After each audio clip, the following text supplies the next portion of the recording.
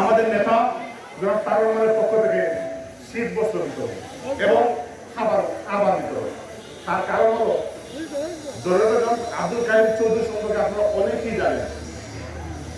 তারেক রহমান আমাদেরকে একটি নির্দেশ দিয়েছেন, জনগণ জনগণ এবং জনগণ।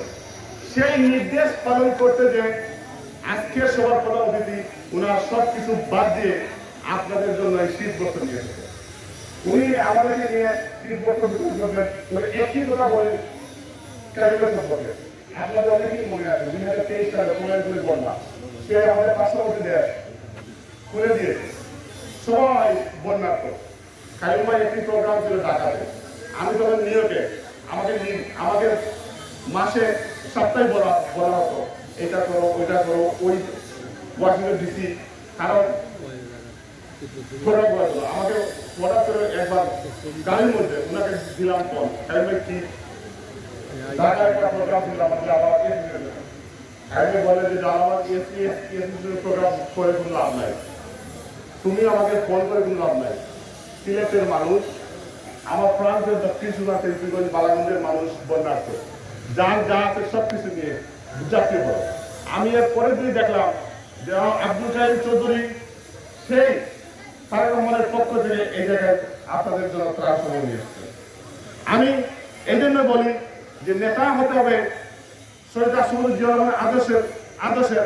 আর যদি আপনার নেতা দেখতে চান, কর্মী দেখতে চান, আজকে আপনি অডিয়েন্সের দিকে তাকান।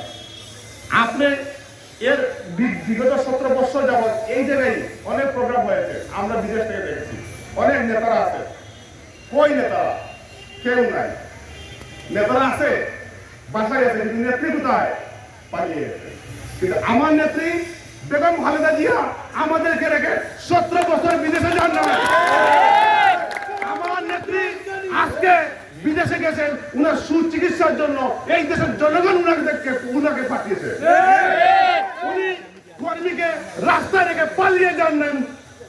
এই জন্য আপনাকে বললাম যে আগামী আমাদের তারেক রহমান সাহেব, আমাদের মাননীয় ভারপ্রাপ্ত চেয়ারম্যান আমাদেরকে বলে দিয়েছেন আগামী বাংলাদেশ হবে জনগণের বাংলাদেশ, আগামী বাংলাদেশ হবে মুক্ত বাংলাদেশ।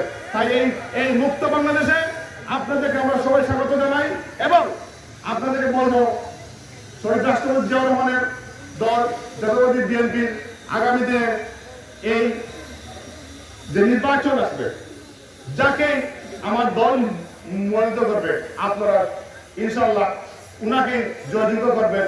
আমরা আগামী বাংলাদেশ আপনাদেরকে ফেসিবাদ মুক্ত বাংলাদেশ উপহার দেবো। ধন্যবাদ সবাইকে।